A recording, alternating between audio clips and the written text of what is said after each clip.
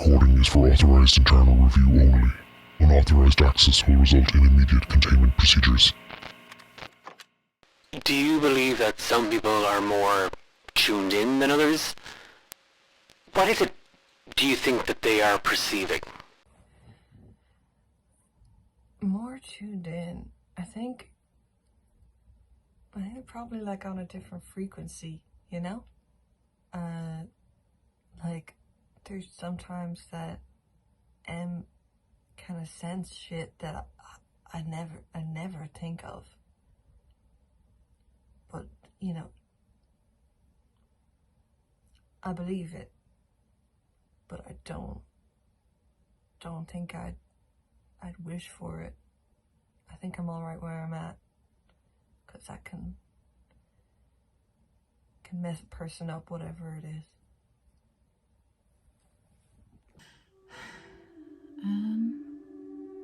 Yeah. I think you have to be open. You have to be open to perceiving things. To be tuned in. Did you see something?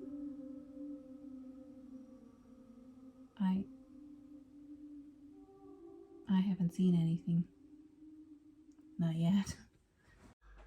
Well, in the first place, energized is not the word I would ever ascribe to myself, but definitely when I'm alone. People are tiring. More tuned in than others. I think everyone has the ability to be as tuned in as they want to be. I definitely feel like that's a choice, and if that's what brings you joy and happiness and that's how you want to bring your life, that's fantastic. But I do think people are more or less, but I think everyone has that exact same ability to do that. Mm-hmm.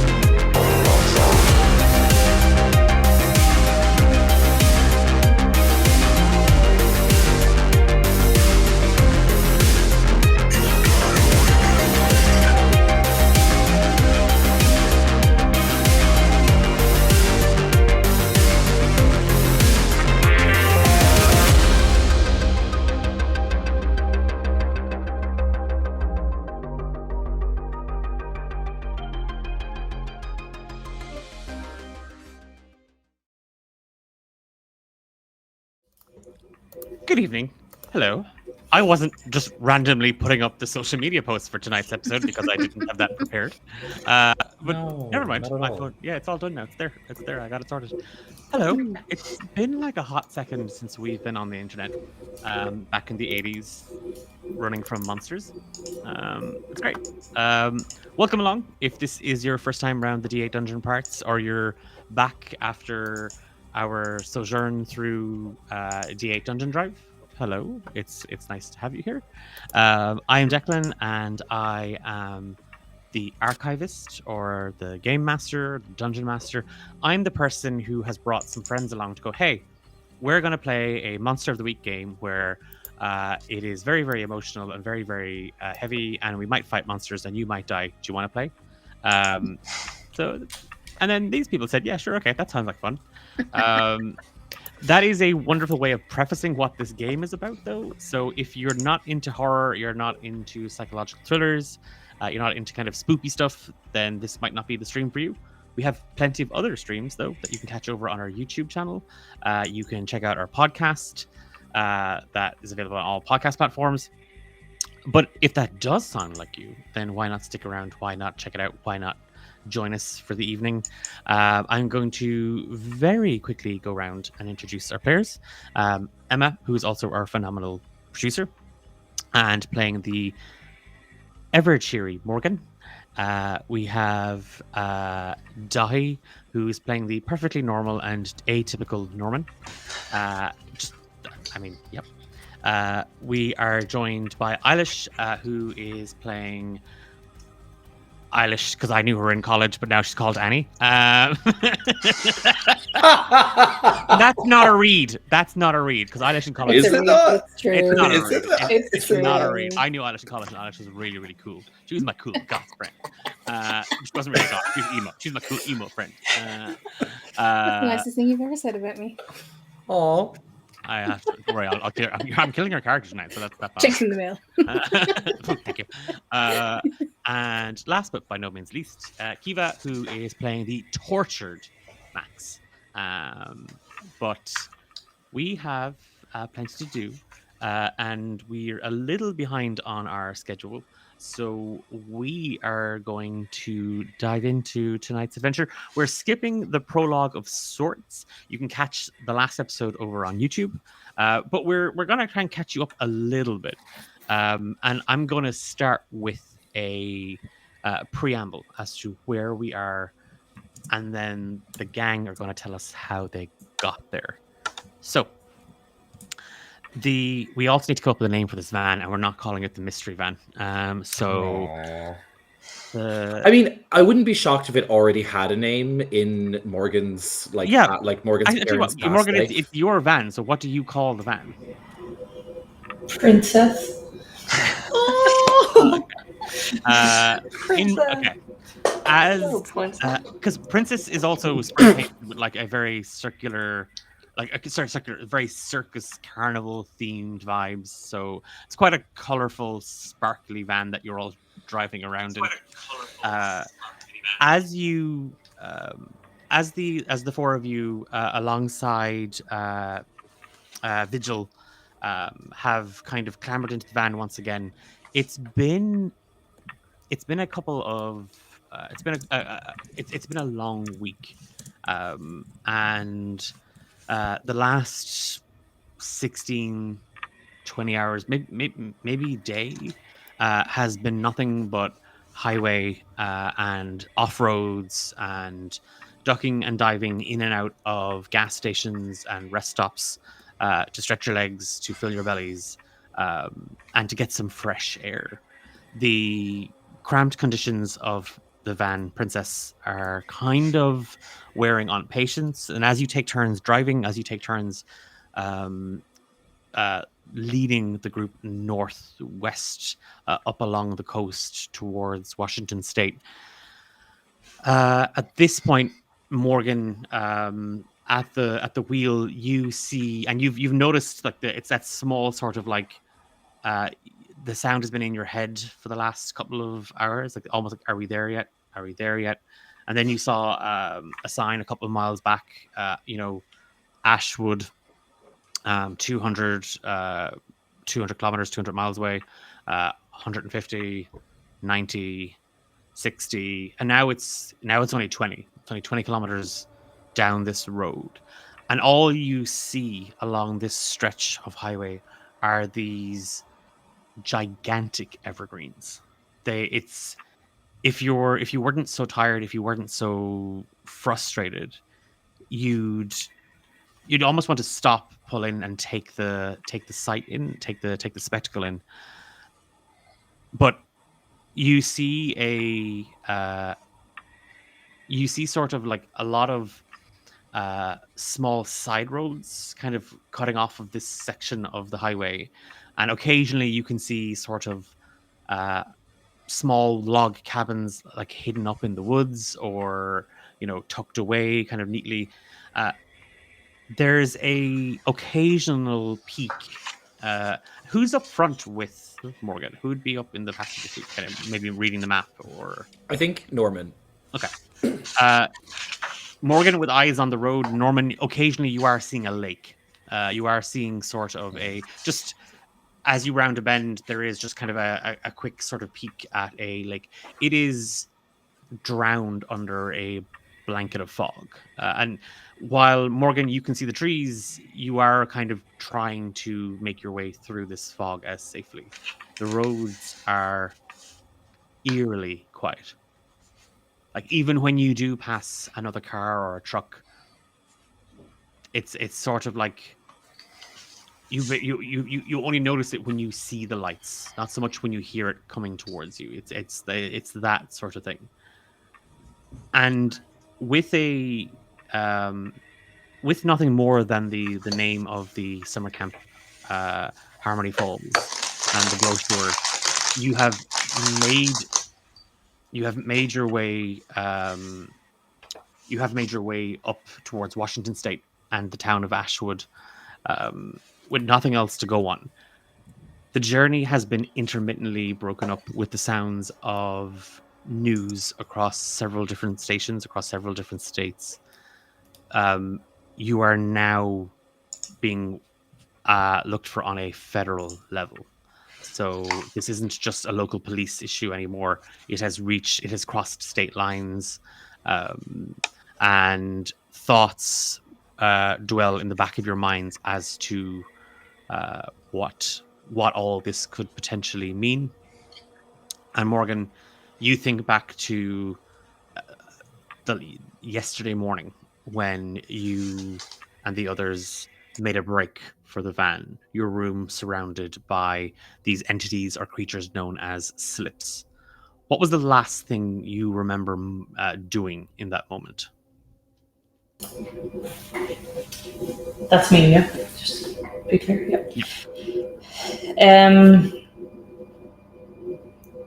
I think she was just trying to rationalize what was happening. Like there has to be some sort of physics type explanation for this. That, maybe it's possible that this group have discovered and they're going to be, win the Nobel Prize for physics on this. And it's more of a distraction in her own head to try just distract from the scary reality of what's going on. So that's her kind of fantasy at the moment as she was trying to escape from that. Give me a read a bad situation. Sure. I tell you what. Sorry, no. It's much of a muchness. It's the same type of role, so we're actually gonna say it's more of an investigative mystery. Okay. Oh, thank you. So my dice was a 1 and a 4, but I have a +1, so 6. It's still not enough. Fail, I think. Yeah, it's a fail. So you can mark an experience going forward. But it is that thing, Morgan, that as you are kind of piled into the van, looking back, you do see these odd creatures. They look human. And wasn't that the girl from the gas station? And you see that she seems to be pouring through the room, and only at the sound of the ignition in the van going, that she turns and you get a look at her, and it looks like her, but it not exactly. In this moment, as the van starts up, Norman, key in hand, and you hear the engine kind of sputtering. What are you doing? I think Norman is... So we're just outside the motel. You're in the motel car park or parking lot. I think Norman is just kind of making sure we have everything, making sure that we have everything we need to go. I think he's like... he's very much like he has one leg on the road already, basically, because he's like, we can't deal with these things. But I think he would also like to have maybe tried to convince Jan to maybe call it a night and get herself out of here. It's going to be one or two things.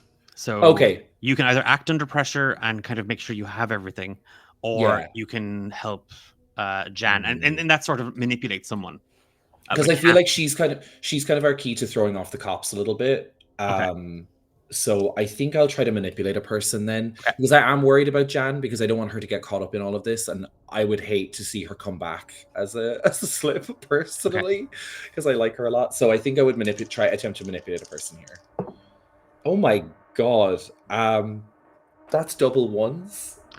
Fuck me. Oh, That's a 2, no. or that's a 4. That's a 4 that I got on that. Oh.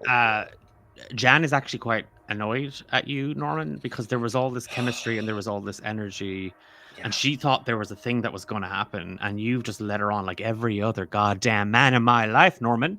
And at one, like in that sort of last conversation, where she'd kind of put like another pair of keys into your hand for another room, you didn't show up because the time slips appeared, and she is in another room waiting, but she is incredibly vexed and fuming, and she's smoked half a carton, and she's about ready to crack open the next carton of cigarettes. But she's not. Yeah, so we don't know Jan's fate at that particular point. Annie, you've clambered into the van next to Morgan. What are you doing? What was the last thing Annie does at the motel, or what was one of the last things she remembers happening at the hotel? I think probably, I really hope I'm remembering this right, because again, I have lost my notes. She's now realizing she doesn't need to physically write in the notebook to communicate. So she's kind of testing the limits of that. I love it. She's testing the limits of the DM. Do I need the book? Okay, so you're going to be rolling off of something from your playbook? Yeah. It's called...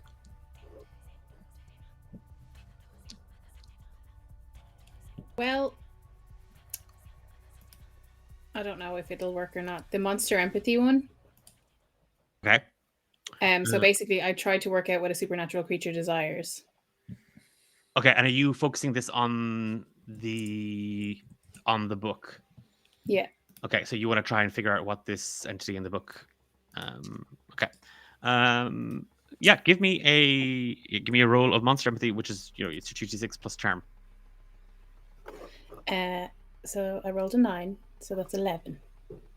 Okay. Nice. So you can ask me 2 questions.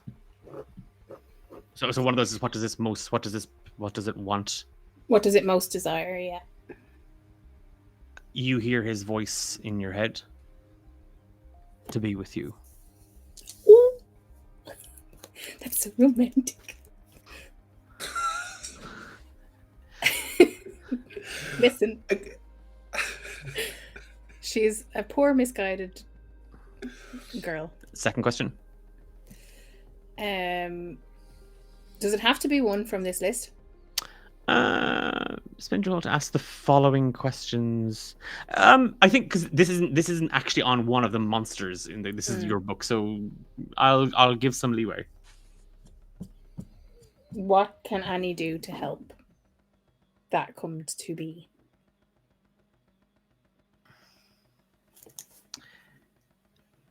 There's a moment, and it for you, it's not.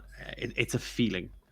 It's the same thing. It's the same feeling of when you're writing yourself, when you're sitting down and you're writing, whether it's some poetry or just your thoughts in a diary, a journal, or when you're even writing an assignment and you're sitting down. When the words kind of stop flowing and you're not sure if the next thing you're about to write is the correct thing.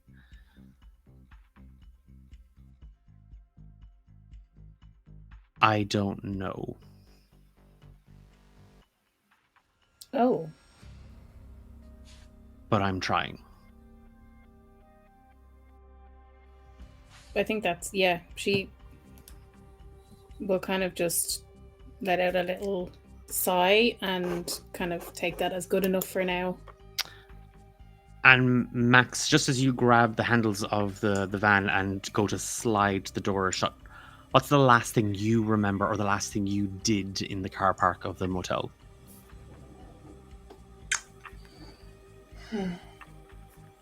Are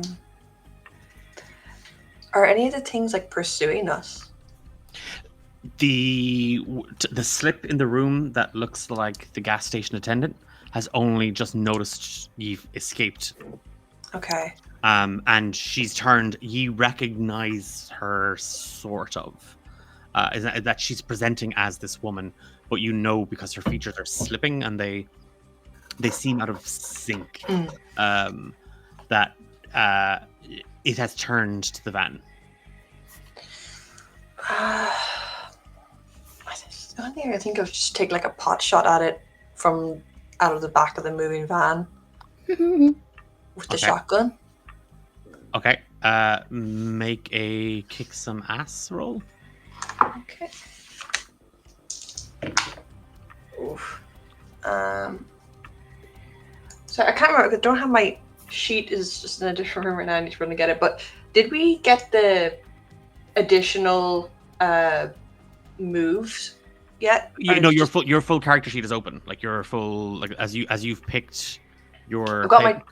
Yeah, I've got 2. I've picked. Did we pick another one after the last session? Okay, then we're good. I just wanted to check with that. So that's 6 altogether.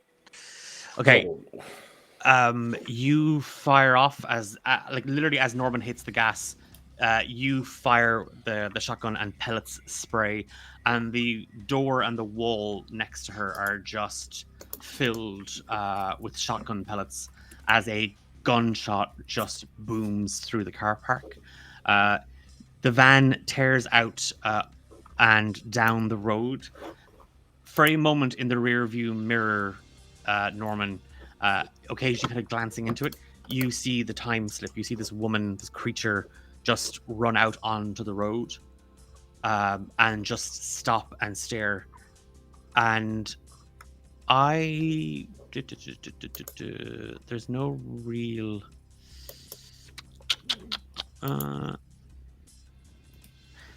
can you give me a sensitive roll? Oh, what is that? It's a 2d6 plus your weird. Oh god. So 2d6 minus 1. That is great. That is a 7. Minus 1 is 6. That's phenomenal. There's a moment where you see, like, it's thinking, like, as you're looking into the, like, because it's kind of, it's morning, but like daylight hasn't quite broken yet.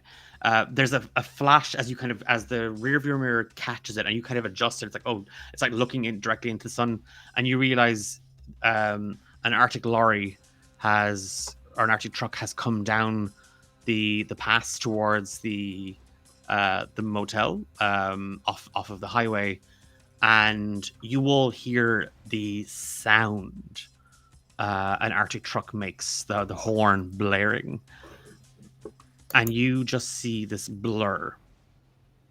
Like, you just see something. It's like if a tape skips, and it's that juttering. Like, you see she's there, and then she's not there, and you watch as the Arctic truck comes into, like, it pulls the like the handbrake and comes to a skidding stop. And the last thing you see, Norman, as you come out of as you round the corner and the road kind of disappears behind you, is the truck driver getting out looking very, very confused. And you hear a ticking behind your ears. Hates it. Just you, Norman. Oh, I hate that. And it hasn't stopped. The whole way. Oh god! I think he definitely tells people that he can hear it, but whether they believe him or not is up to them. It's been about 20 hours. Like, it should been a little shorter, the drive, but between stopping, resting, and trying to stay clear of police and patrol units, you haven't always been able to take the most direct path up the northwest coast. And Morgan, that sign again, you see now. You do see not Morgan, sorry, Annie. You now do see a sign, Ashwood, and it's a large wooden sort of billboard, but it's made of like tree trunks, and it's been carved to say the words Ashwood, which are painted in this sort of faded yellow, like this bright yellow, and your dimmed headlights kind of catch it for a moment as it kind of illuminates, and you just see Ashwood, and then some of the other trunks are carved to look like evergreen pines, and then you just see underneath it like a little plaque, population 2000, and in the distance you can see the town of Ashwood. Could I ask a wee question? Since it took us like 20 or so hours to get there, and we would have had time to rest and stuff, do we recover any harm? Yeah, I mean, you've been kind of keeping a low profile. You haven't been engaging in anything. Everybody except Norman recovers harm. Well, I guess you're all welcome. You're all welcome that I asked. Thanks, Lauren. I didn't have any that ticking hasn't stopped. Yeah, I know. It's just funny that I'm the one that asked. And the worst thing about it, Norman, is just when you feel like it's kind of, when you get used to the noise and it's there, the ticking becomes out of sync. Like the beat goes off ever so slightly, and it's like the cadence has reset itself, or the rhythm resets itself. So even when you sleep in your dreams, that ticking has persisted. Like what little sleep you might have gotten in the van, it has persisted. Horrendous. It's like tinnitus, but worse. What are y'all doing? Okay. Is there any signs for the camp or anything? Is it like obvious where we're going? The only two up front that would have noticed it would have been Annie and Norman, but you didn't see anything for a summer camp or anything like that. Do we have the brochure? Does that have directions to the camp? As you you have it. You have the map, but in terms of directions, it literally just says off the long road. There's nothing on your map that is known as the long road.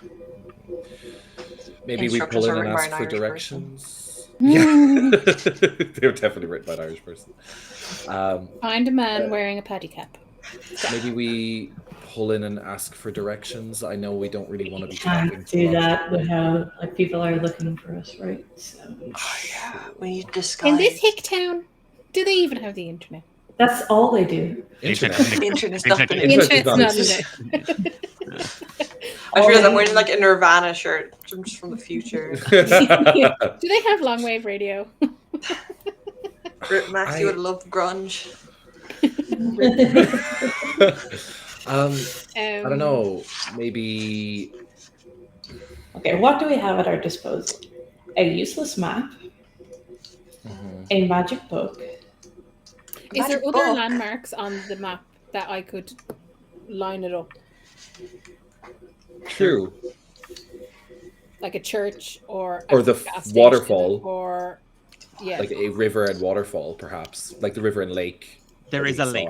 And like in the camp brochure, you do see pictures of the lake. Pictures of the lake.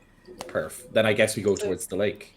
Right. Do pop a little UE or find our best way to the lake. I'm sure the map can guide us to a roadside. Well, there is as you if you've kind of stayed on this road, like it's like Ashwood is like every sort of picturesque sleepy Americana town. Like you're noticing some red brick whitewashed timber frame buildings. There's a water tower just on the outskirts of the town that looks a little old, a little rusted. You can see Animaniacs. You can see a football pitch or football field and like an old sort, like a very old sort of looking stack of tiered seating and the dimmed field lights. You pass you do pass a sign for Ray's bait and tackle, and like there's a big fish giving it kind of a thumbs up. It's all kind of faded, and it just says 2 kilometers Lake Long. Well, the long road, Lake Long, sounds about right. I'm gonna Oh, assume I mean, what bait other? and tackle shop close to the lake. You what? I'm going to assume if we follow the sign for the bait and tackle Yeah. shop, that's going to be close to the lake. I assume so. I guess we stick to the road and just try and head towards the lakeside as much as possible, even towards that bait and tackle shop. Okay. Again, the sign kind of, it's pointing away from Main Street, so kind of you have to hang kind of a right, Annie, as you kind of careen the van down, and now it goes from that sort of well-maintained sort of highway into town to now just sort of a local road. We're not talking dirt road or anything, but just that little less smooth, that little less maintained, and very quickly. That facade of the old Americana is stripped away, and it does kind of feel like you're almost out in the wilds. Like it's that thing of like, we just turned right, and we are literally 2 minutes down the road, and suddenly we're like into the wilderness. Can everybody except Norman roll a? Bear with me. I need to just double check what I said that would be. I just need to. Yes, an act under pressure for me.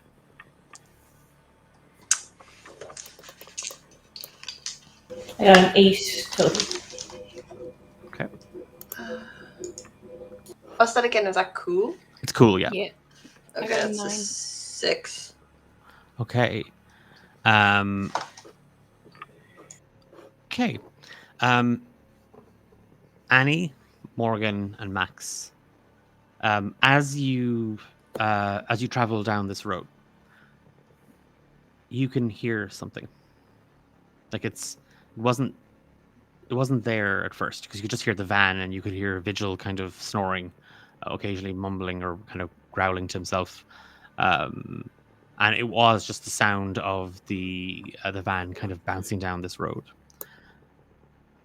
And then it was like somebody kind of started to turn up the volume on something in the background. And you can hear a voice singing. And Max, you are compelled to get out of this van right now. Oh, you can bet I just opened the door. When Stand you up. Yep, do, back door open. it gets louder. Like you could hear. It was like her voice was drowned out by the sound of the insulation of the van. Now you can hear it kind of whistling through the trees as the van continues down this road. Annie, you see this. You all see Max open. You hear this. Am I driving? You are driving, yeah. Okay, she's going to slam on the brakes. So here's the thing. You were also compelled to get out of this van. What the fuck? But So for you, it's that thing of, no, hang on. I can get out of this van. I can leave this van right now.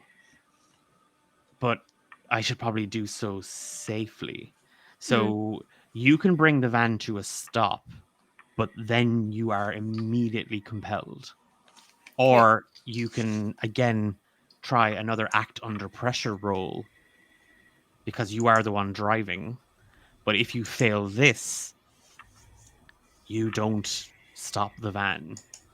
And you will get out of this van at any point. No, she'll stop the van. Okay. We have enough casualties to deal with. And Morgan, you also hear this voice, and it is beautiful. It feels so warm and so inviting.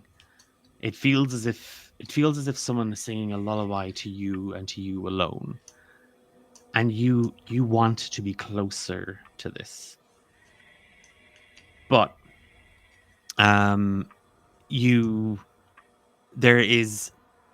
there's something else. There's something bothering you. There's something about it that doesn't feel quite right. You are compelled to leave the van. But in this moment, if you inflicted a point of harm, you would resist the compulsion. What do you mean by inflicted a point of harm? You'd take a point of harm. Like you would just, it's sort of that thing of like you would catch your fingers in the door, or you'd have to hurt yourself to stop this compulsion. Okay, I'll do that. I'll stop the compulsion. I think in this case, it might be even that you let Vigil bites you. Like you pinch him and he bites you back. He doesn't, not enough to draw blood, but it's enough to kind of hurt your hand. Yeah. Okay. Yes. Okay. So all of this happens, Max, as the van comes to a stop. Give me a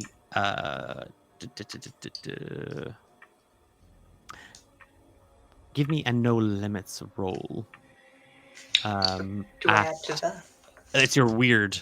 But I want you're going to get advantage on this just because Annie is bringing the van to a stop. So this is sort of what happens if you throw your body out of a moving van. Oof. Okay, we're going to change out these dice, maybe. Jail for those ones. Oh, yeah. 7. Okay. So you throw yourself out of the van just as Annie brings it to a stop. You can either take a harm or take a -1 on your next roll. I might take a harm because yeah, let's go for the plot. Okay. You throw yourself out and it's sort of into a roll, but you land awkwardly and you end up twisting your leg. Like it doesn't break, it doesn't do anything, but you strain the muscle, and there is a shooting pain up your left leg. It doesn't matter because she's there. She's through the trees, and you can hear her, 100%. And she is calling to you. Can I go? Can I run to the trees? Yep. Nobody's stopping him. You're running towards the trees, like across the road and down into the woods. Does Max think that's Emily, or is that just like an unknown voice? It's just an unknown voice. It's just beautiful. Beautiful. I mean, okay. Yeah. Has the van stopped? The van comes to a stop, and Annie gets out and just starts running after. Okay, Norman will run after them as well to try and stop them, because he's like, he doesn't know what's going. He doesn't hear this voice, so he has no idea what's happening. But he's gonna run after them to try and catch them. I'm still in the van. Okay. That's what I'm asking. Sorry. Oh yeah, no, but so in this moment, what are you doing? She's gonna try to talk to the voice. Are you still there? You can hear the singing, but it's sort of like it's more of a drone in the background. She's gonna try hum along to the tune to see if that helps.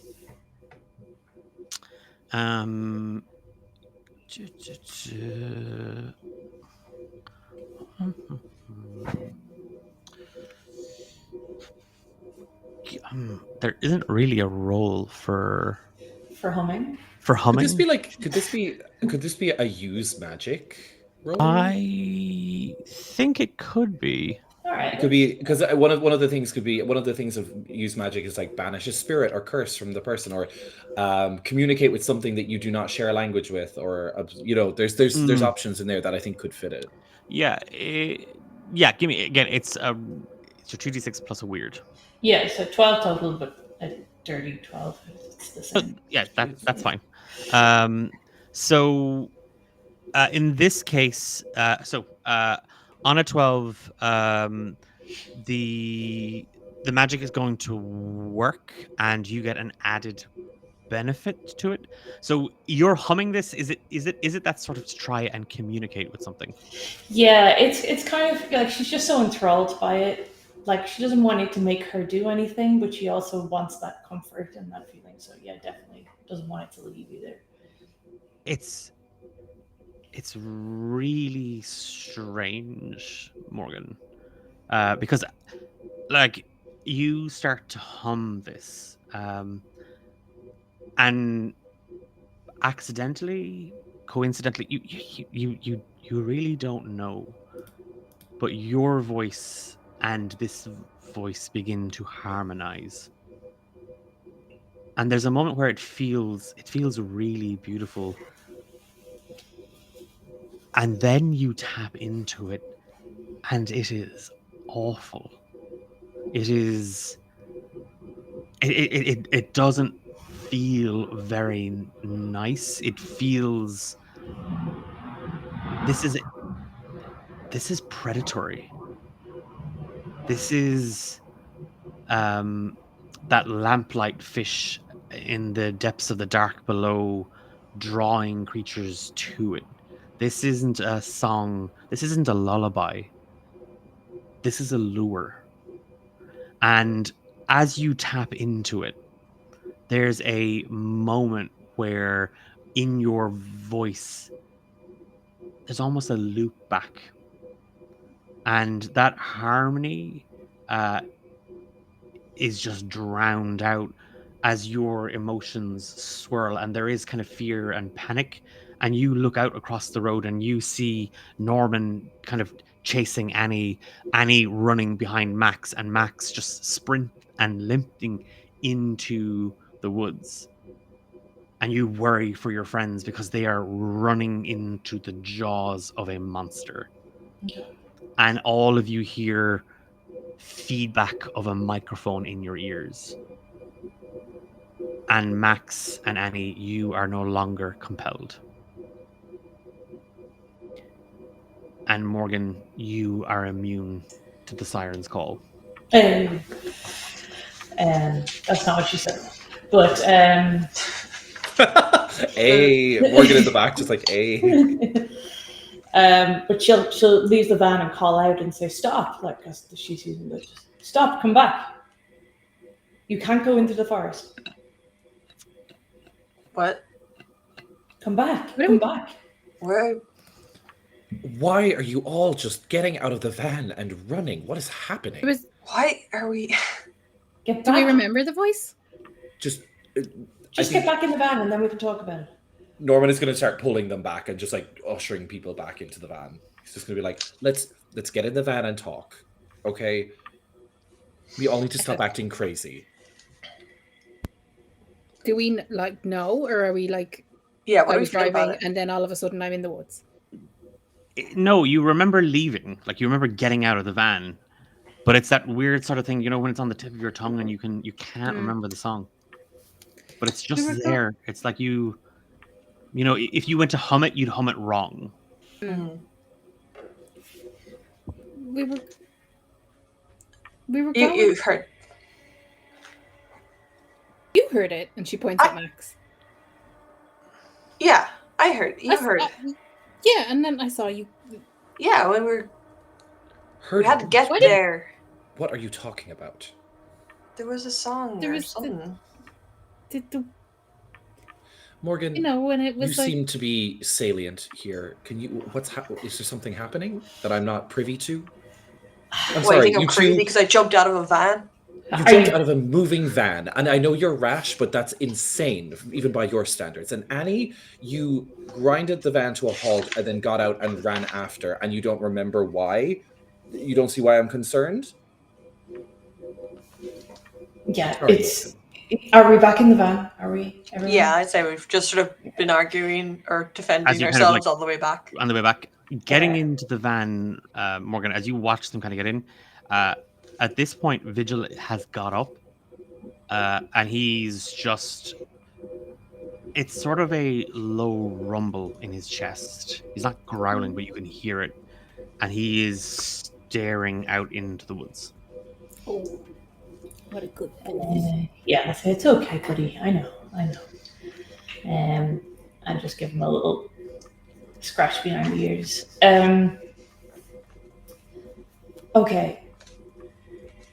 We need to move. We need to get out of here. I'm going to start driving and I'll explain as we go because I don't know. You all seem, yeah. So we're going to jump on the driver's seat and say, Yeah, Norman's gonna hop in the back so that he can lock the doors from the inside, like kind of safety, like child lock Put them. the child lock on. Basically, that little like thing you do on the door. Okay. Yeah. He's literally going to lock the doors to the van so that it doesn't happen again. Both of you notice, and in your own separate ways, like as Max and Annie kind of clamber in, Norman, and you kind of hoist them in last. Both of you notice it's the same thing, but it's different. Norman, you slide the van door shut. It doesn't make a sound. The metal against the door nothing happens, and as it bangs shut, it doesn't bang. You don't hear a bang. You can feel the vibrations through the metal and in the plastic of the handle, but you don't hear it. And then when Princess starts up, she starts up with a gurgle. Like it's sort of the engine chokes a little, like there is a in the ignition. And again, you can feel the engine jolt as if someone was kind of just shaking the van awake, but you don't hear anything. Do I hear it?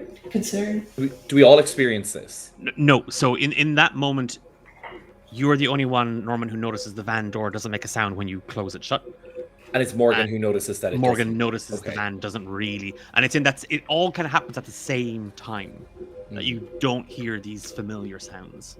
I don't know about you guys, but I've been hearing this ticking sound since the motel, and I don't know if it's affecting my hearing, but I don't think I'm hearing things right now. I think it's something to do with whatever happened with the guys. I think there's something wrong here, and we just need to get out of here as fast as possible. Well, we can't leave. We have something to do. We need to find whatever's responsible for whatever we're looking for here. Well, let's just go a few yards down the road, and can we just get out of this specific spot? Yeah, I agree. Okay, you're just going to continue on down the road? Yeah, I'm going to go for it until I see somewhere I can pull in. Yeah, I'd like to, when we're going, I'm just going to, Max is going to go like, yeah, let's get going. He's going to bang the side of the van twice. Is that going to does he hear that? Is that a sound he can hear? There's no sound. Oh, that's a bit fucked, yeah. Okay, well, at least it's not, at least my hearing's not gone. Yeah, but I can hear you, man. I cannot hear, it's going to kick Princess. Like, that's weird. This tin can makes a lot of noise. We're not. Vigilant was standing at attention. Standing vigilant, one might say. Yeah, sorry. I said standing at attention and I immediately regret it. I'm so sorry. Vigilant standing vigilant. Is he growling? Can I hear him growling? No, there was a rumbling sound that Morgan heard as you were coming back up towards the van. The second you all started piling in, he went back to his little cushion bed. Okay, cool. Just checking. Outside the back. But the sound is still gone, right? We still can't hear things properly? Other than speaking. You can all hear each other chatting and figuring stuff out. Like, if you're all hitting the van and, like, doing stuff. Yeah, once that happens, all of us. Like, is there something in particular, Morgan, that you were looking to do? No, I just want to drive enough to get away from the sound issues, which clearly we haven't done. It doesn't really kind of work on distance. Yeah. A little further down the road, you do see sort of a turn off and a sign for raise bait and tackle. That same winking fish giving kind of the thumbs up. It's a very kind of cartoon animated fish, but oddly like true to life. It's like if you took a real fish and you put a cartoon eye on it, like, and gave it an opposable thumb fin. It's a little, but you do see like you can see like a large yard, a shack of sort of a fairly large cabin / shack, and then just down from it, there is a dirt road, and you can just see kind of a sign for Lake Long, and then Fishing Point. Has there been any signs for the actual camp? No. That's weird. Mm-hmm. I think Norman notes that to the group, but I think so. I have an idea. Norman, as we're like driving, or if we've parked in to try and like figure out what the fuck is going on, Norman, am I still hearing the ticking sound? Yes, but at this point, are we pulling into Ray's bait and tackle? Because that's where that's what I just said. We were just that was only just a little bit further down the road as Morgan kind of chased around that way. So you can pull into the yard. There's a couple of cars, and like a few of them look old and abandoned that have just been sitting here for a while. But you don't see anybody in the car park or the parking lot. But you do see lights on inside, and there is a sort of we're open for business. Roughly what time of day is it? It's sort of mid-morning. Okay. I think Norman wants to try a little something. He wants to... I'm still hearing the ticking, right? Yep. Can I pick up something that we have? Just any little object that we have, even just like my multi-tool or whatever, and just try to hit it off the side of the van to match the ticking sound. I want to do it in like rhythm with it. I want to try and investigate a mystery with this. That's my angle. Yeah, give me a shot. Oh, that's really good. That's a 9, possibly. What is investigate a mystery? Sharp? Yeah, that's a 9. So I think I get hold 1. Yep. You start to tap the multi-tool kind of, we're gonna say, just even against like the hard plastic of the kind of the interior of the van. And at first you don't hear anything. And as you start to tap it with the ticking sound, you, Norman, can hear it slightly out of sync. So you tap, and then a quarter of a second later, you can hear the sound of the multi-tool tapping against the hard plastic. Oh, that's weird. Yeah, I don't like that. I think I would like to ask, and on my hold 1, these questions are so vague. I think what happened here, and he's asking about himself. I think that's the question I'm asking. What happened here? Like, what happened with him? Why isn't he experiencing everything the way everyone else is? Why am I the way that I am? Therapist, tell me everything. As you as this happens, there's a moment, Norman, for you and you alone. You remember yesterday morning and the Arctic truck and Brandy, or what is appearing to be Brandy, and the glitch and the slip in time. And since then, since you saw Brandy literally blink out of time and place, your time has been slightly off and altered. As you tap into this, and you're now hearing sound the way that others can't hear it, you're out of time. Slightly out of time. And that's the thought that comes to mind for you. I think rather concerningly, he says that to himself out loud while he's tapping. And I think it might make him look a little bit insane to the others. As he's tapping, he's just like, he's like trying to make it like a metronome almost. And he starts saying to himself, like, not quietly enough that he can't be heard, but quietly enough that it's like to himself, about being out of time. About why is he out of time? Like, why am I out of time? Why am I out of sync? Radio clicks on as the van pulls into the parking lot for Ray's bait and tackle, and you just hear this voice crooning, "Only you." And you can hear kind of the out of tune guitar, and the voice sort of, the pitch and the rhythm of it, the stressing of the sounds feel unnatural. And there's a moment, Morgan, as you as the sound begins to fill the van, something in you tells you you're the you in this song. Okay.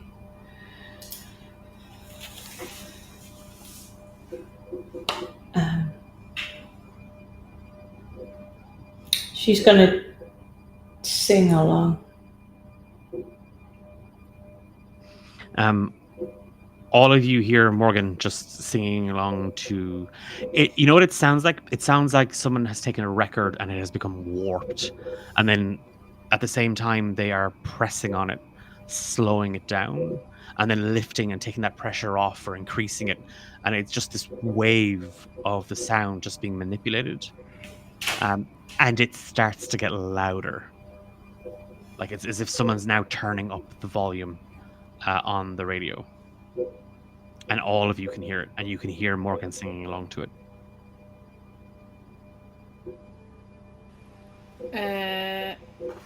I think Annie's going to be sufficiently creeped out and kind of reach over Morgan's shoulder and turn the radio off. That's enough of that. Radio isn't on. Oh! You said the radio was playing. Yeah. Yeah, it's not on though. You go to turn it off, but it's off. And the sound is just coming from it. Okay. This is all a little bit weird. This is a music camp, right? I think we have some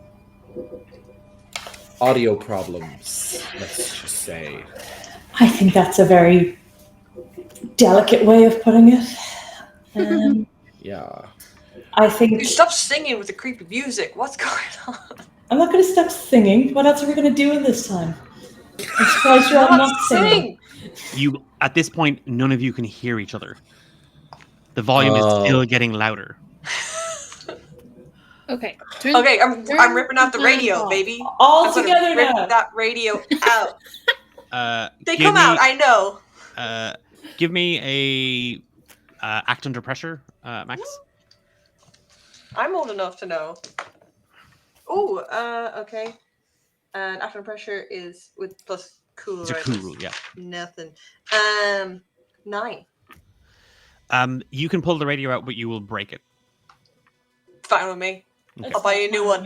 What the hell? I'll get you a new one. You grab the radio and you just pull, and you're supposed to be able to pull these things out. They disconnect, but you pull so hard you actually break the connection. Like so, you've snapped and you all just hear this warbling as the sound dies, and then all of you just hear Morgan. And then nothing. Hello? Oh, who was that? Max, you lovely flower. It's just how we kept up with the news and what was happening with everything that was going on, and so that we could escape and not be arrested and imprisoned for a lifetime. We can find your best move. We can maybe find some battery powered radio somewhere. I'm sure we can solve this somehow. How would you feel if your princess's insides were ripped out? That's I gotta admit, I didn't think that far, Morgan. I just couldn't stand this creepy music. Whose voice was that? Do we recognize that person? Did I recognize the voice? That last voice calling out to you? Yeah. It sounded like Mike. I knew it! Yeah, I think it was Mike. Mike, he's number 10, correct? Mm-hmm. Musician. I think that's suspicion number 1 confirmed, that these Lord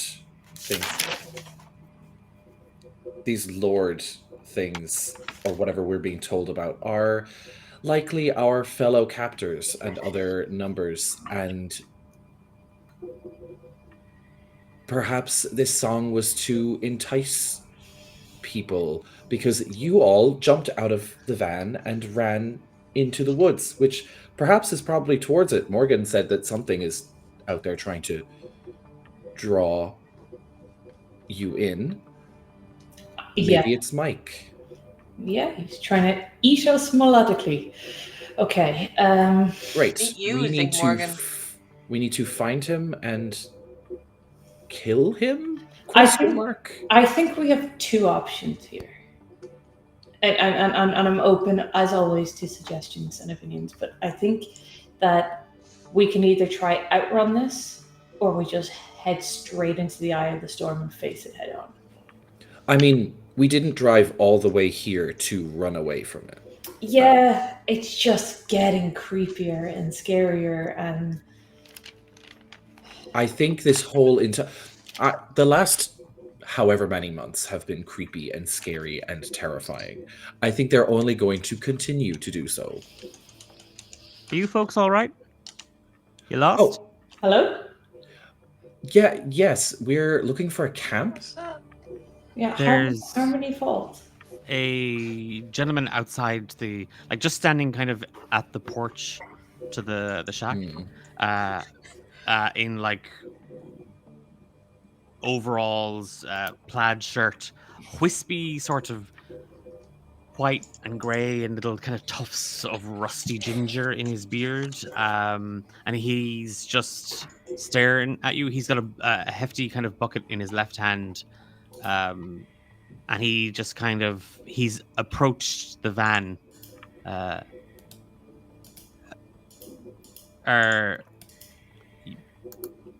Well, you're not the fishing type.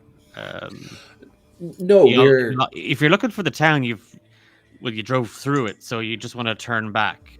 No, we're campers. We were looking for. We heard that there's a campsite nearby. And he's gonna produce the pamphlet and just be like, "This one." It's great views of the lakes. That's what we heard. Oh, I've got bad news, folks. He's already putting the pamphlet back towards you, and he kind of just passing it over Morgan. Should take it back. Harmony Falls is closed.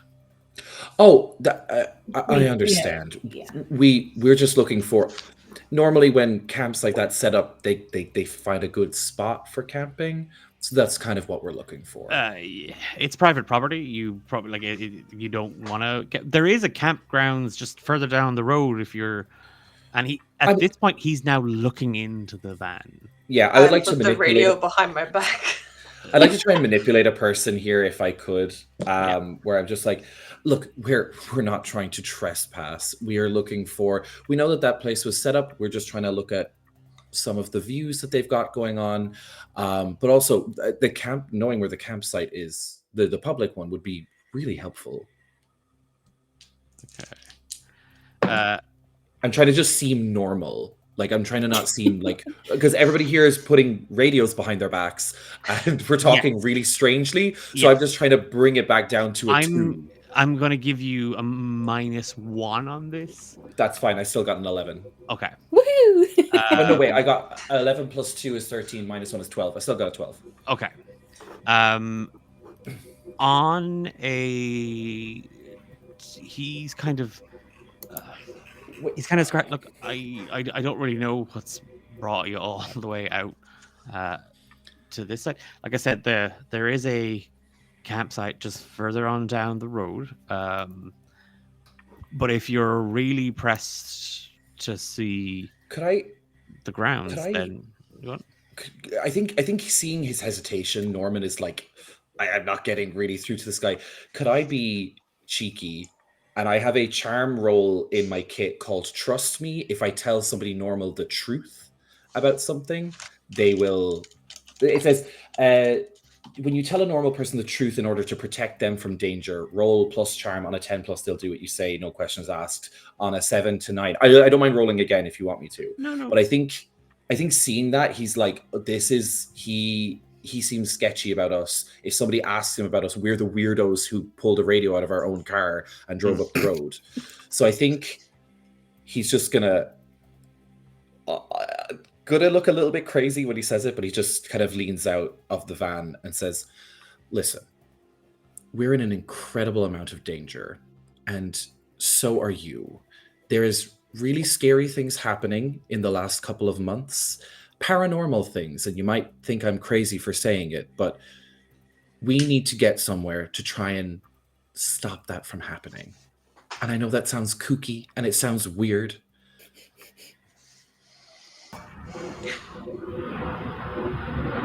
He kind of takes almost a half step back from the van. Yeah, of course. As you say this, Norman. So you folks don't really look too prepared for camping. Why don't you just? I can show you some of what we have inside the shack. That would be excellent. I know it's strange, but if you've noticed anything weird over the last couple of days, losing hours of your day, minutes, time, think about that and remember what I said.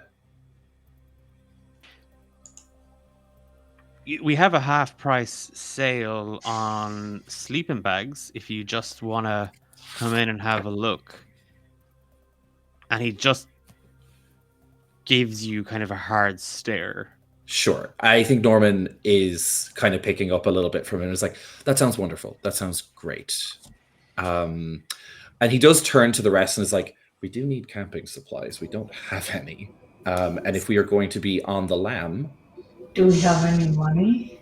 We got money. Yeah, we still have money left. I've been keeping track of our money somewhere. I will find it. $322. I did some fantastic smart notes for and we could sell the radio, I guess. I mean, it's broken, but... Get a wire. It's in tinfoil. It'll work. I mean, never put your electronics in tinfoil, but go on. I think, Norman will head out of the van, kind of sketchily, like looking around, trying to see if he can hear anything in the distance. Obviously, he didn't hear what everyone else heard, so he doesn't know what the sound he's looking for is, so he's just keeping his ears open. You can just hear the ticking. Yeah, I'll follow Norm out as well. I'm just gonna make sure you said he had knuckle dusters in the bag that we have. Mm-hmm. He's gonna have those in his jacket pocket. Okay. Annie, was there something that you wanted to do in this? Sorry, this whole thing feels like a trap. And you guys are just like, yeah, let's go get supplies. For men. Listen. So, can I read a bad situation to see if there's something we haven't noticed? Yep. Okay, well that's not great. It's a 7. You can ask me one. Oh, okay. Are there any dangers we haven't noticed? There's this again, Annie, to you this all seems suspicious. Like, Norman was acting weird but trying to be normal about it, and that was weird.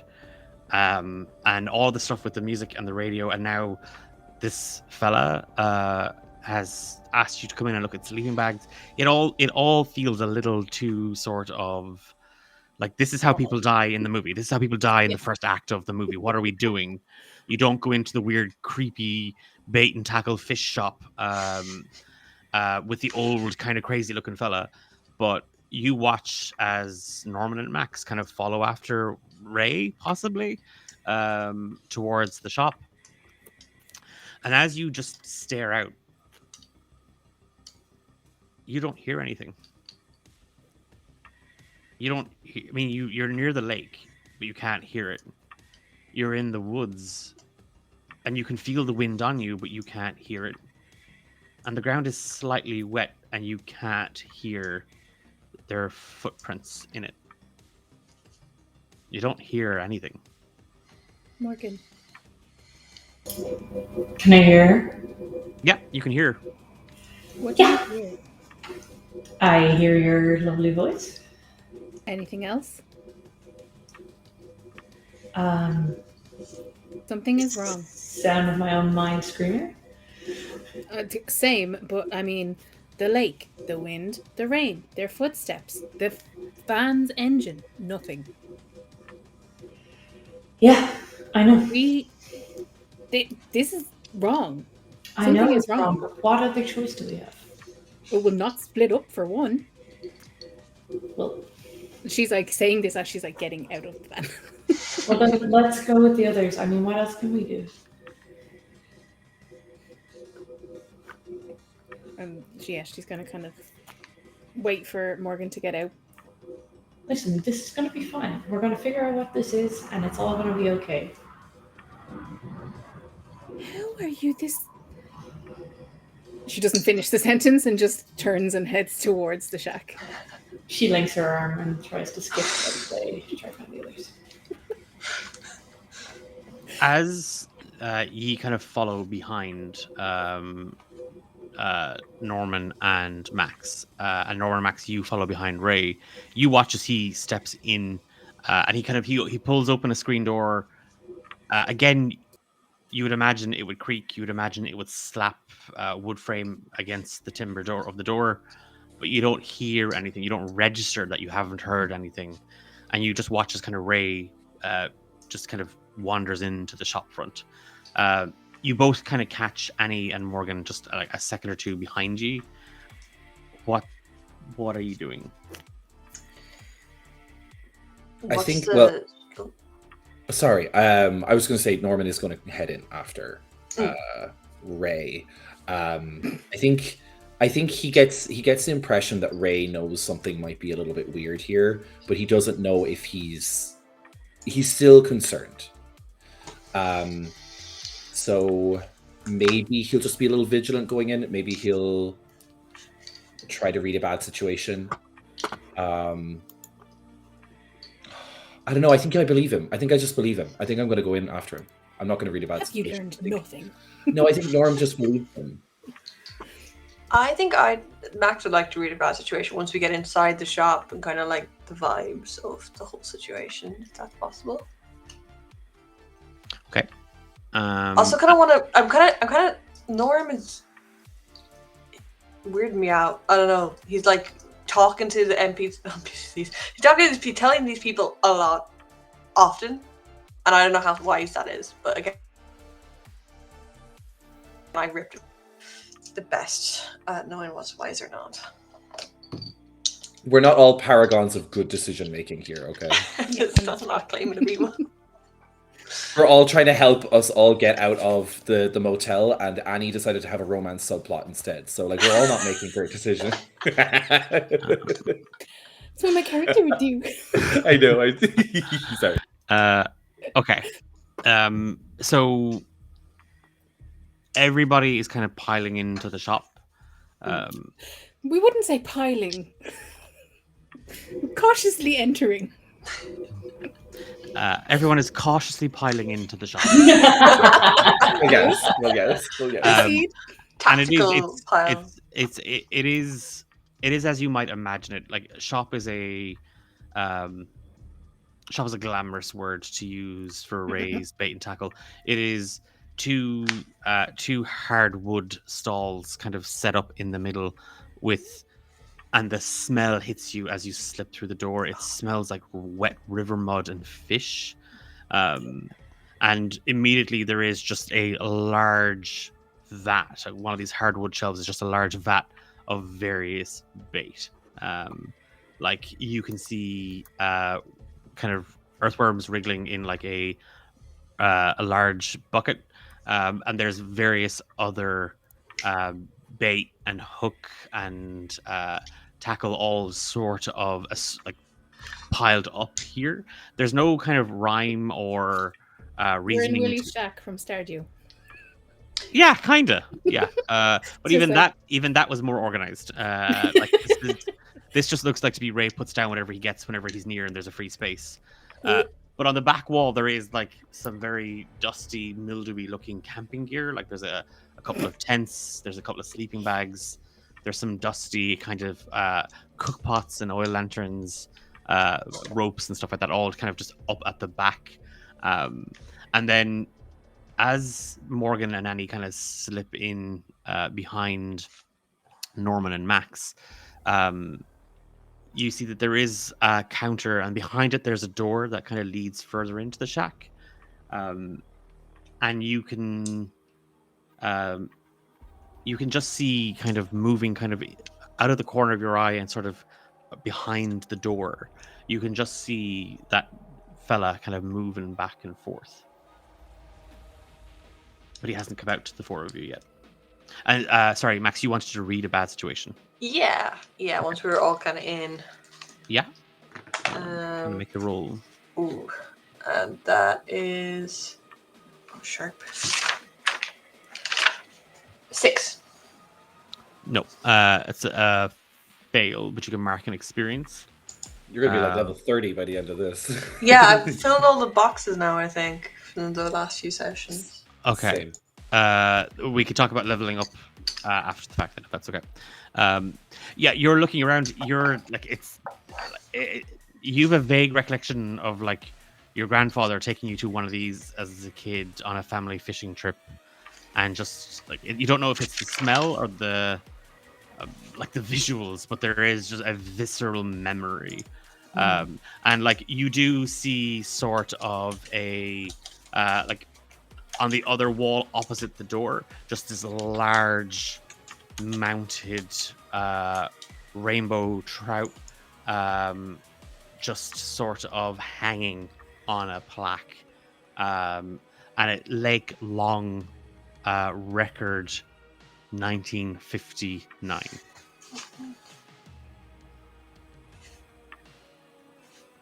What's everybody else doing?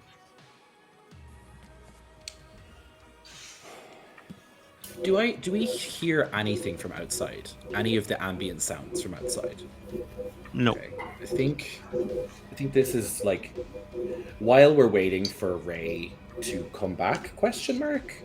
I think Norman is again just like maybe tapping on the side of his face to the sound of this ticking he's hearing in his mind.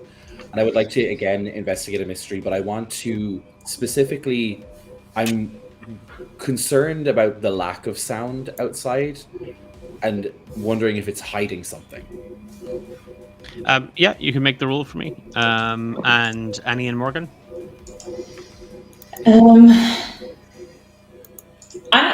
Morgan's going to turn to Annie, maybe, and just say, What do you think is happening? I have no idea. Some, like... That was some sort of siren? The sound is disappearing. Yeah. He seems to be hearing some sort of ticking. Yeah, but he's old. So... Okay.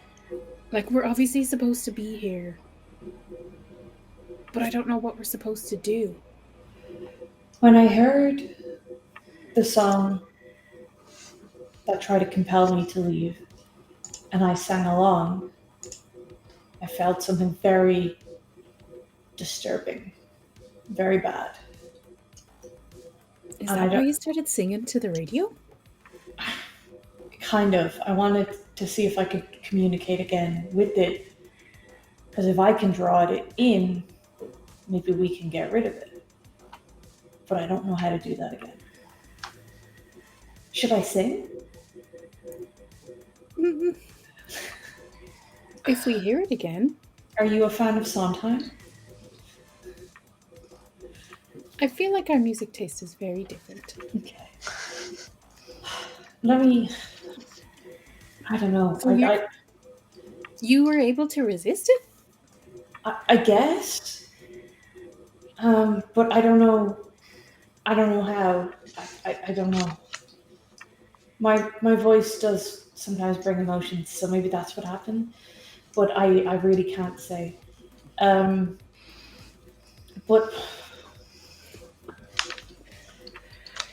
Did we all recognize Mike's voice? Yes, that you did. Okay. And Norman, can I ask what you got in your roll? A 4. Okay. Yeah. The ticking has gotten faster. Yay. And as you watch the others kind of move around the shop, and I say move around, like they're kind of, Annie and Morgan are kind of talking to each other, and you can hear them, like you can hear what they're saying. They're not talking loudly, but you can hear them, but their lips aren't moving correctly. Like, and out of the corner of your eye, as you kind of turn around to see what Max is doing, and Max is just kind of like, what is Max doing? Well, I think he's staring at a big fish. Yeah. And then he's kind of half listening to what the girls are saying. But yeah, just kind of wandering, kind of trying to get an angle at seeing that guy in the back room as well. Yeah, you just kind of see Max move around the shack a little. But again, he's in front of you, and then he's slightly, like, he's moving, but it's juttered.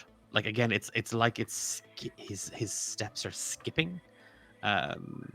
It's like, if you imagine almost like a cell in animation, it's like someone has taken it out as he moves around the shop. And then as you kind of move towards the trout, that thing mounted on you pass sort of a that second shelf, and it is just, there's a bucket with fishing rods. There are spools of line, all different colors, and then there's just like decorative plates that have been clearly hand painted, with some really, really awful fishing based puns and slogans on it. And then Ray comes out from behind the door. Who are you people? And I'm going to give you a second to pause on your answer, because at that moment he lifts up a shotgun and points it at the four of you. And that's where we're going to take a break. You want me to go straight to the break? Can we go for just a quick? Is it a quick 5-minute break? Okay, right, everybody. I just need to get up and stretch, and I need to get a drink of water. So that's good. That's a good prompt for everybody in chat as well. Get up and have a stretch and get some water. Go get some water. We'll see you in 5 minutes.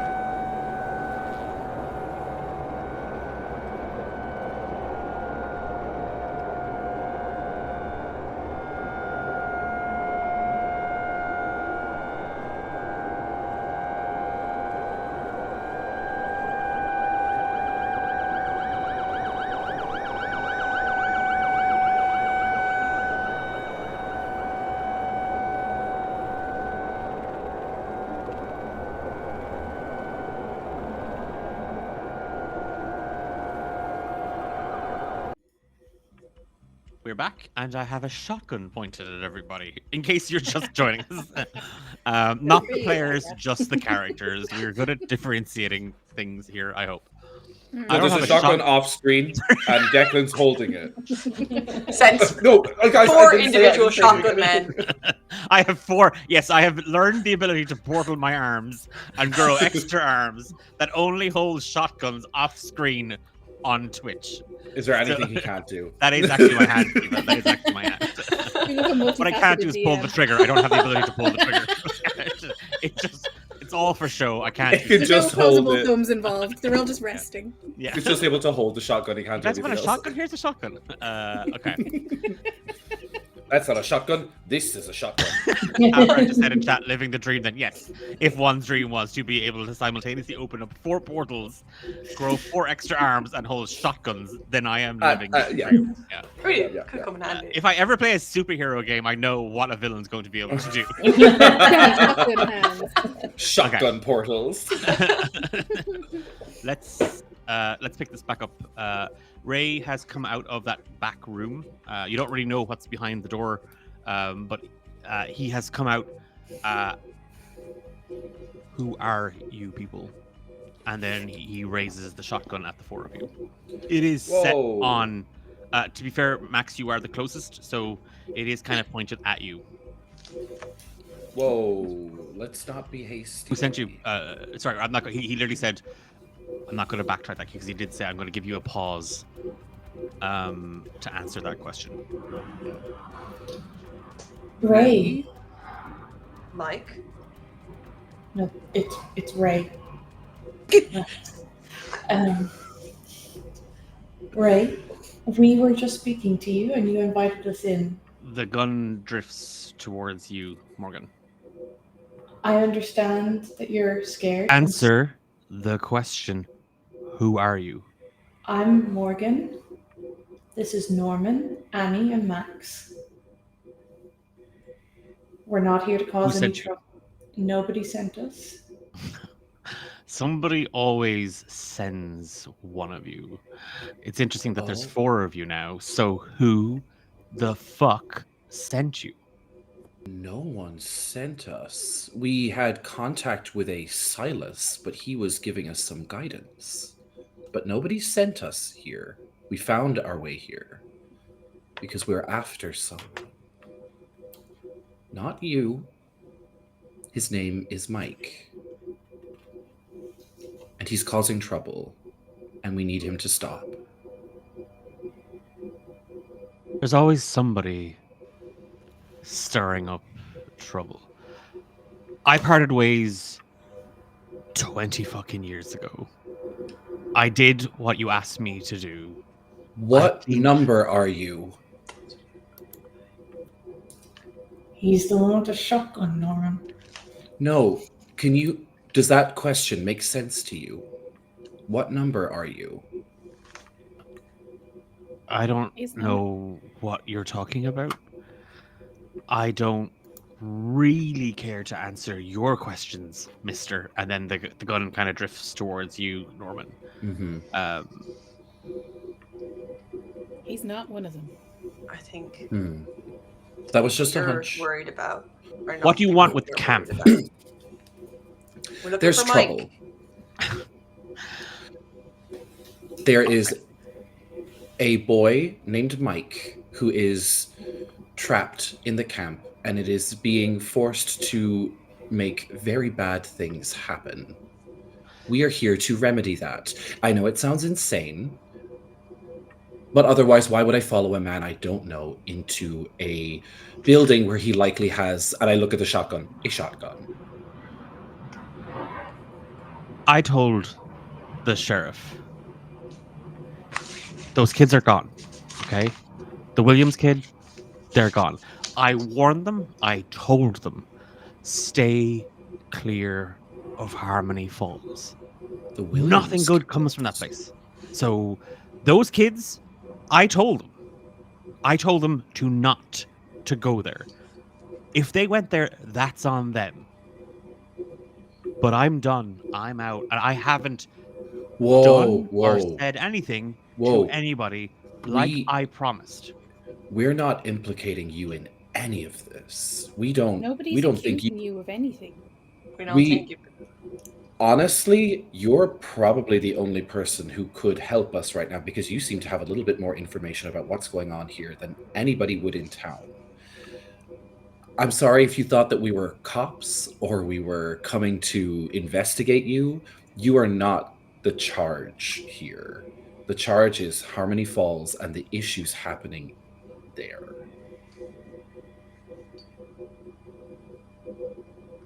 I'm sorry if I gave you the wrong impression. Yeah, Norm, you look like a cop. I just wear a nice dress shirt, although I haven't been able to clean it in days. Sorry. Norman, give me a manipulate someone. Can I still have this be as my trust me? Because I am being honest with him. I am telling him the truth to protect him. No, I think this is more. I'm not trying to protect him from danger here. I think I'm trying to protect me from danger.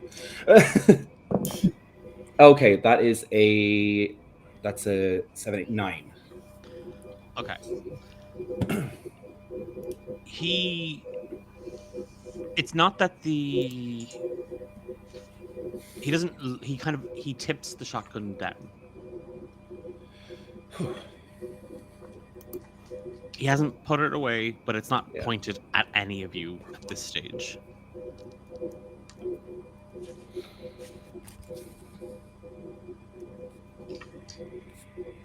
Okay. Morgan, Norman, Max, Annie. If you're not with them, why do you want anything to do with that hellhole? I know it's insane, and I know it's an insane thing to hear, but I am being honest with you.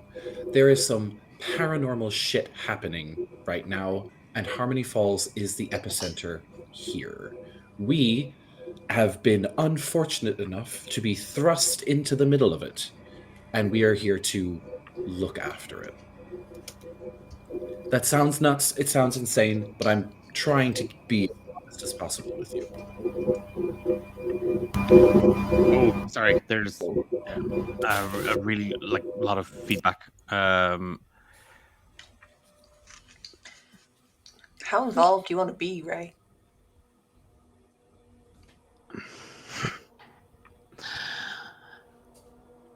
Boy, let the grown-ups talk. Oh, wow. All right. I worked. Grandpa. I worked at the camp. I wasn't anybody important. I was a counselor. We did the normal stuff. It was a summer camp activity center. We played music. I taught kids how to play the guitar. We held concerts. We would swim in on the lake. I thought it was just a summer camp. There were all these, and he kind of gestures with the gun at you, Norman. Brainiac types, milling about. I didn't know what they were doing there. At first, I didn't know.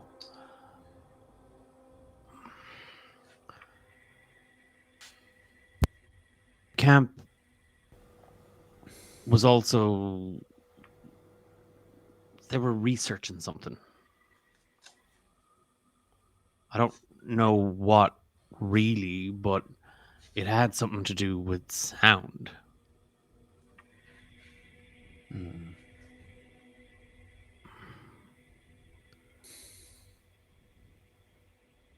There was an incident. A fire broke out halfway through the summer of 59.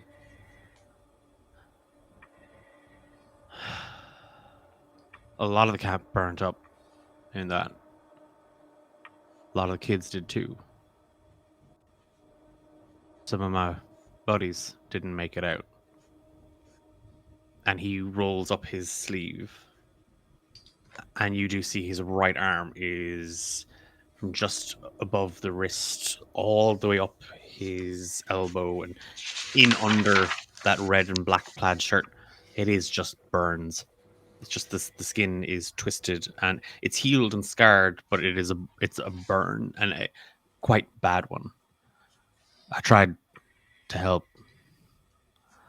I couldn't figure it out. We did all those health and safety checks, you know, when the bureaucrats get on board and you have to have this for that insurance and that for this. All the smoke detectors were working. All the alarms were working. Sure as I'm standing in front of the four of you now, I saw those lights flashing. But I didn't hear a single sound that night.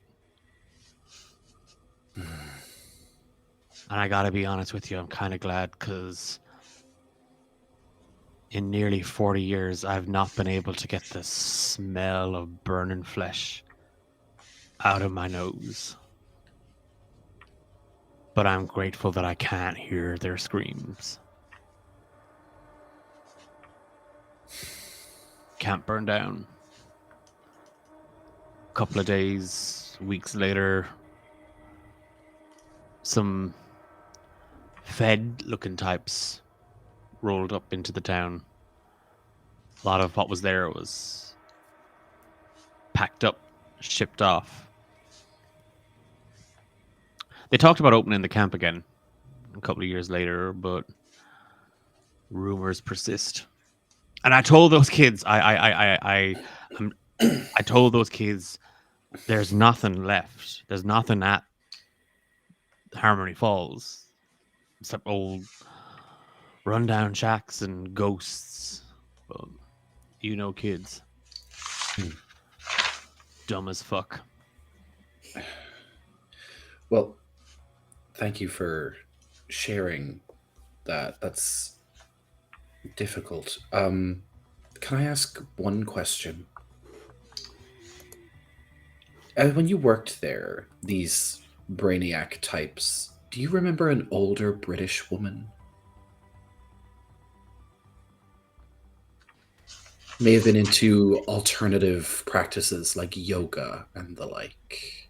Or Dr. B. I'm gonna roll for this, if that's okay with you. Yeah. And I'm gonna roll a d20. I know it's not in the system, but anything above a 10, and he's gonna get there'll be kind of a flash of it. A 16. Okay.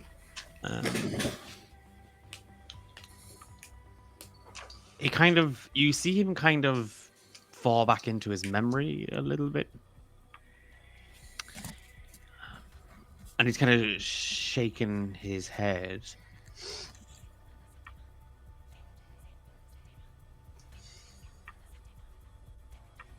British lady, like big fancy accent on her, yeah?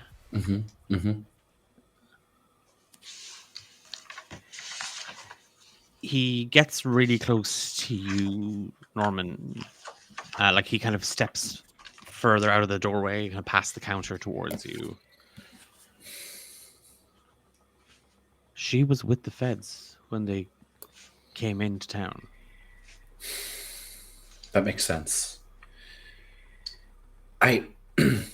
This entire conversation has been strange, so I apologize for saying it again, but we've had a similar encounter a couple of months ago ourselves, involving another camp and Fed types and this woman. So we can empathize with your story a little bit.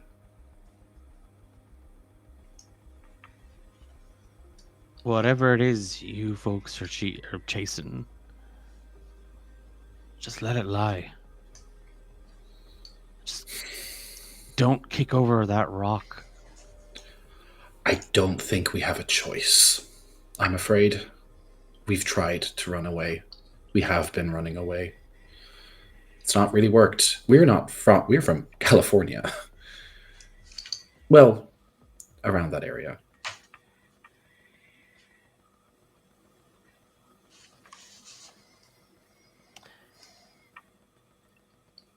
He fixes a look on the four of you.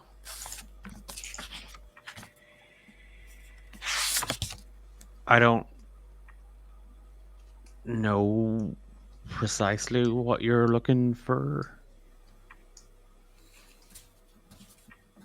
And then he goes back to the counter and he puts the shotgun on top of it, and one hand is still on it. Yeah. As he kind of crouches down. And you can hear a rustling and a rattling kind of sound. I'm going to warn you the same way I warned those kids. There's nothing good at Harmony Lakes. Not anymore. And he stands up and he just slides a old black key. And there is a rope with a wooden tag on it. And you again, you can see, like, on it, there's a little, like that little wooden tag has kind of like Camp Harmony Falls, and there's little musical notes in lieu of some of the letters. And he just kind of slides it across the top of the glass cabinet towards you, Norman. Thank you.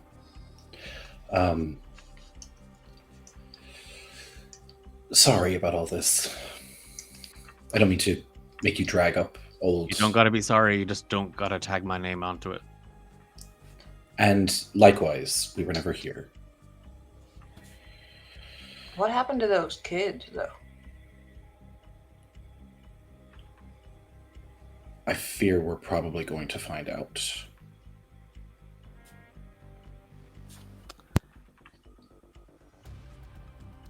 Is there anything anybody else wants to do at this point? I think Norman will buy some supplies off him, some actual camping supplies, because there's probably going to be times where we're going to have to be away from society and be able to camp. So, like, sleeping bags, 2 tents. Tents, yeah. Okay. If we said 4 sleeping bags, a lamp, or like a little lantern, and 2 tents, I'm just going to call it an even $60. Perfect. Yeah. Great. And he does not give a discount. Is the feedback gone just on my side? No, it's there in the background. It's not as prominent as it was earlier on, Emma, but it is still kind of lurking there. That leaves you all with 262, if my math is correctly. Yeah, I'm keeping track as well. Cool. $262. And again, as I mentioned, they're not damp or mildewy in the sense of like they're rotting, but they're like, these have just been sitting out here for a long time, and there's a little bit of dust and stuff, and he wipes it off and he kind of pats it and he rings up the sail, and he kind of bundles it towards the 4 of you. Anything anybody else is doing as Norman kind of gets some supplies? Is that any shotgun shells or anything like that? He doesn't have there's no guns. Yeah, not for sale. Yeah. Sure, yeah. No worries. Okay. I think we're set. Yeah. Peace out. He kind of doesn't say anything as you all head out. There's no farewell, goodbye, nothing. Norman just gives him like a nod, I think.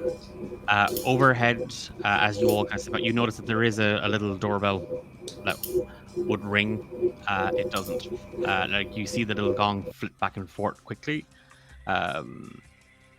And like Norman, as you follow the others out, you kind of hear just kind of almost a half a tisk and half a sigh from Ray as he kind of looks up towards the bell. And as you turn to nod back at him, the ticking gets faster. And you can smell smoke. and you can feel fire. Oh God. And you are rasping for air. And you are reaching for something. And as you fall forward, you feel the carpet underneath, and you the hardwood underneath that again. And you hear something break, and then you can just see two black, polished, shiny leather shoes just cross the threshold of the doorway. I warned you, Ray. All you had to do was say nothing. And as you choke, just crouching down, you see Dr. Kasim holding a shawl up to her mouth, turning and closing the door behind her, and the room fills with smoke. Do I feel like I'm in his shack, like in the building? Yeah. Oh God. Oh. And he's just kind of fixed a look on you now. Oh fuck. All fails are final, Norman. So I think you need to. I think you should find somewhere else to live. And I'd like to use trust me on this. This is to protect him. She's going to look for you.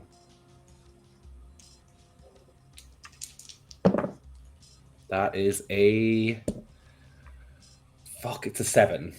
Look, maybe. It says they do it, but the keeper chooses one from. They ask you a hard question first. They stall into their while, or they have a better idea. he looks you kind of right in the eye, and in that moment he takes the shotgun off the counter.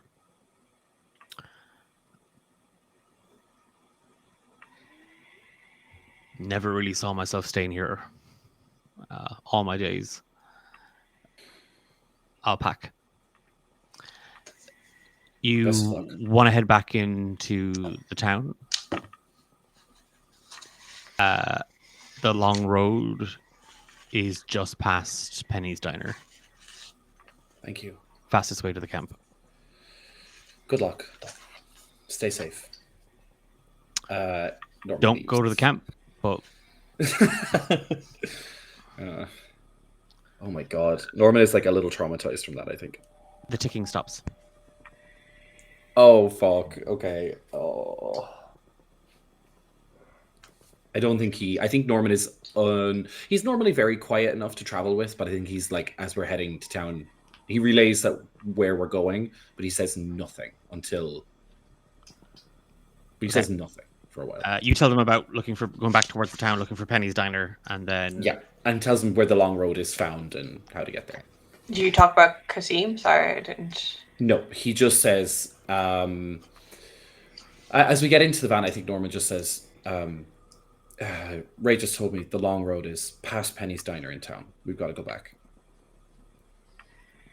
And he says nothing else. Okay. We're going to say some time has kind of passed in between this particular scene, sort of with Ray pointing the gun, you all kind of forming an uneasy trust. But not so much that we're like, it's nighttime now, but going back up the road into town and kind of keeping an eye out for a couple of things, and looking for kind of like Penny's Diner or a sign for it. It does take a little bit of time kind of traveling through Ashwood to find the diner. You do see it. It's kind of it's on another road out of the town. Not quite back towards the highway, but it does seem to follow that. Because again, remember the lake was along this side as well. And afternoon drifts into evening, and just as you kind of give up hope for like, where is this long road? What are they talking about? You clearly see sort of an old abandoned dirt road off this main road. There are signs for Ashwood Park and forestry. Old, deteriorated, slightly dilapidated. There's no signs for Harmony Falls. You don't see any sort of remnants of that. But this is the long road. Like he had said, after Penny's Diner, follow the road and you'll come to the long road. It's the only thing you kind of noticed in the journey. Who's driving? I can take a turn. Absolutely not after that radio incident. What's wrong with that? I think just revoked.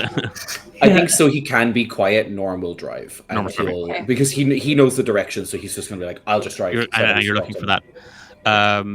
We are going. Yeah, you slip down this road, and again, as the evening kind of rolls in, it does get darker quickly. We are sort of past.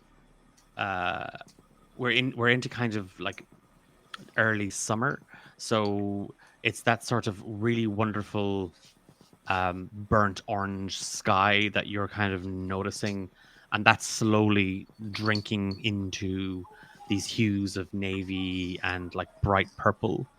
And again, there's something serene about all of this space. Or at least there would be if your mind was able to fix on it and take it in properly. And you just pass a sign, Norman. You missed it. But it's that thing of like, you hit the brakes. Campgrounds. It is almost hidden by overgrowth. But you clearly see an old sign. It doesn't say Harmony Falls. It just says campgrounds. And again, reversing, turning, and drifting down this road, you clearly see the shell of a summer camp. You can see a handful of cabins. There's a large building to the back. Just down from it, you see the lake. And as you pull up to the grounds, there, lying against a tree, you see 4 bikes just sitting against the tree. They look new. They don't look old. They don't look like they've been sitting here or abandoned here for a long time. You hop out of the van, or as you prepare to get out of the van, opening the door, you would expect to hear cicadas, sound of the lake, the wind, the squelching of mud under your boots, shoes. But it is deathly quiet.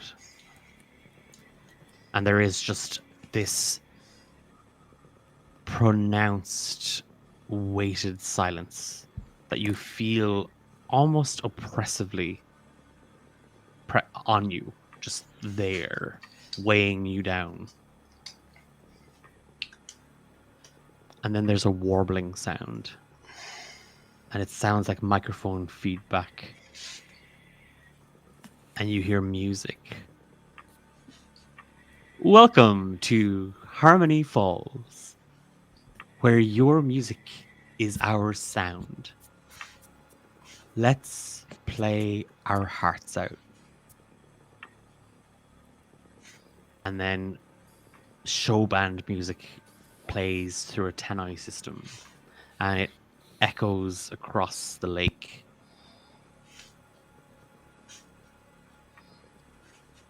And as night falls, a couple of miles on the other side of the lake, we cut to Ray's bait and tackle. He is in the back room with a large suitcase, and he is just stuffing everything he can into it. And he looks at a clock on the wall, a small little cuckoo clock. It's 9 p.m. and he can hear the ticking. And then something moves behind him. It's fast. It's quick. Inhumanly so.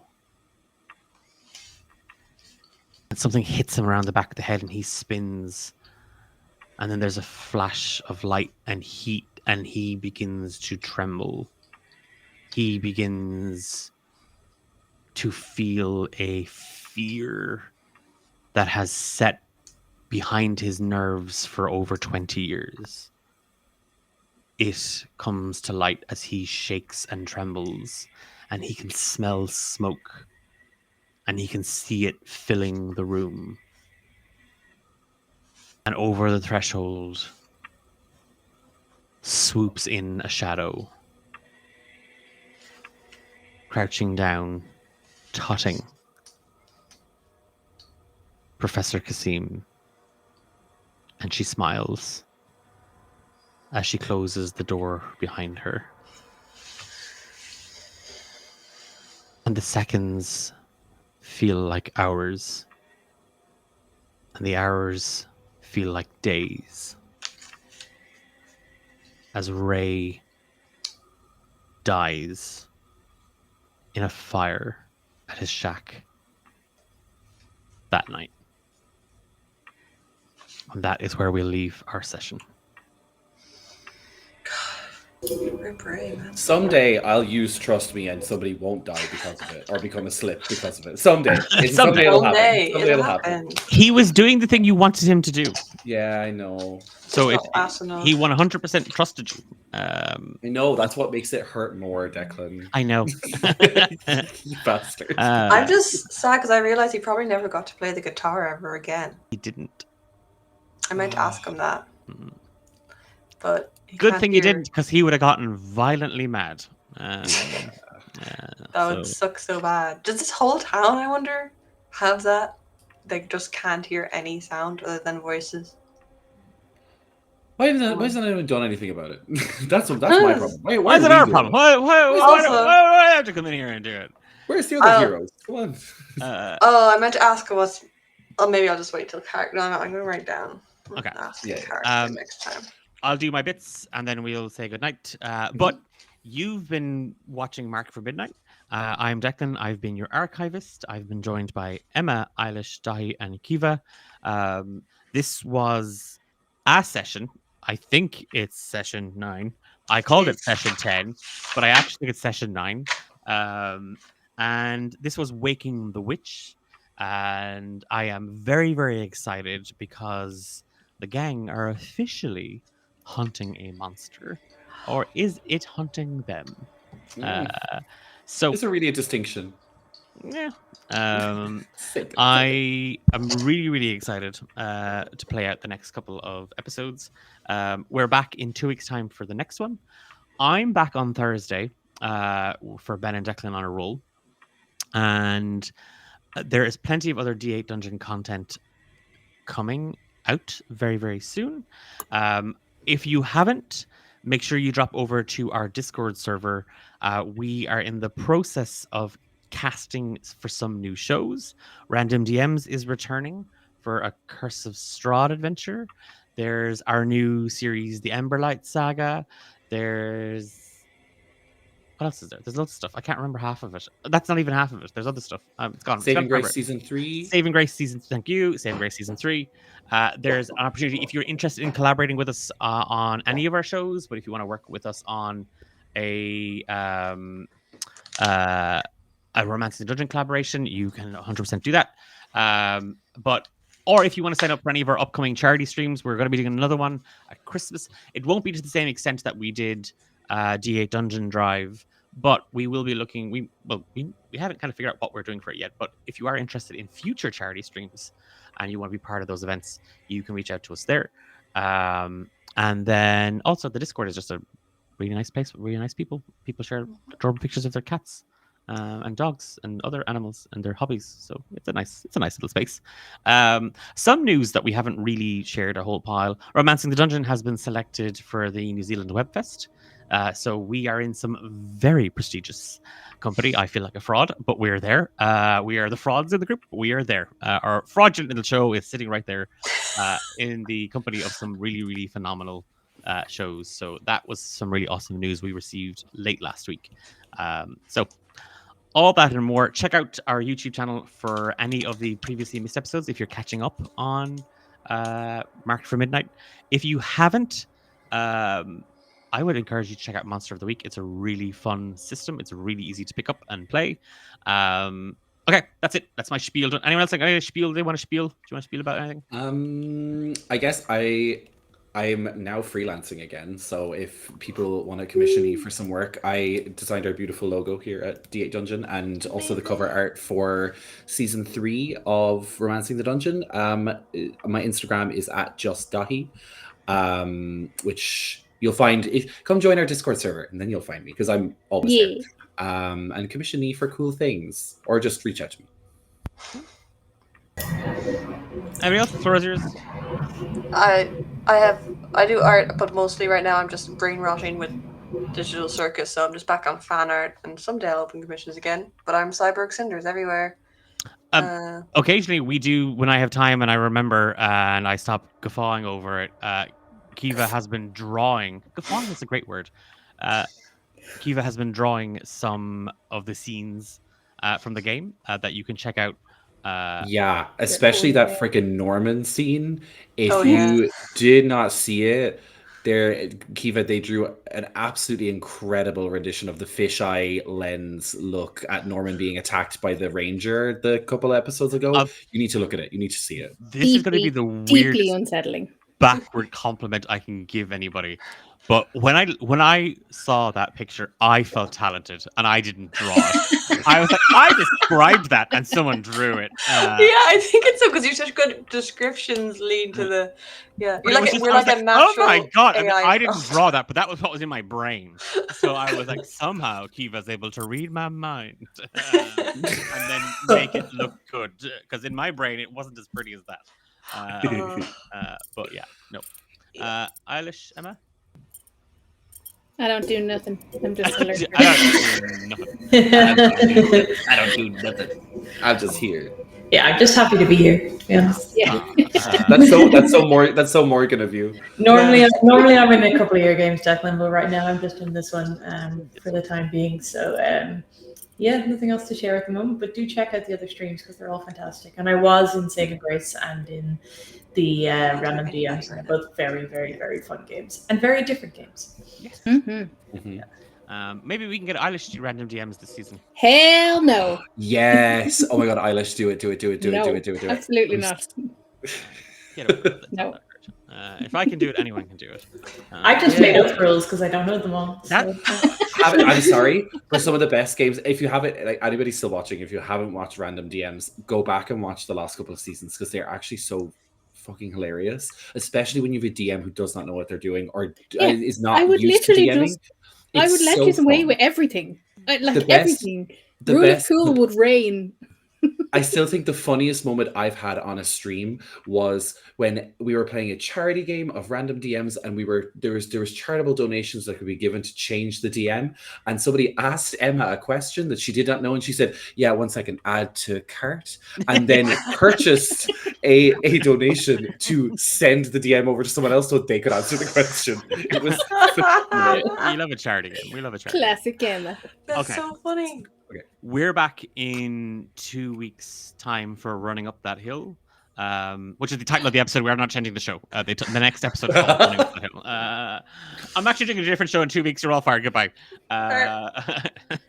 Imagine. But we will see you then. Bye. Thanks, everyone. Bye-bye.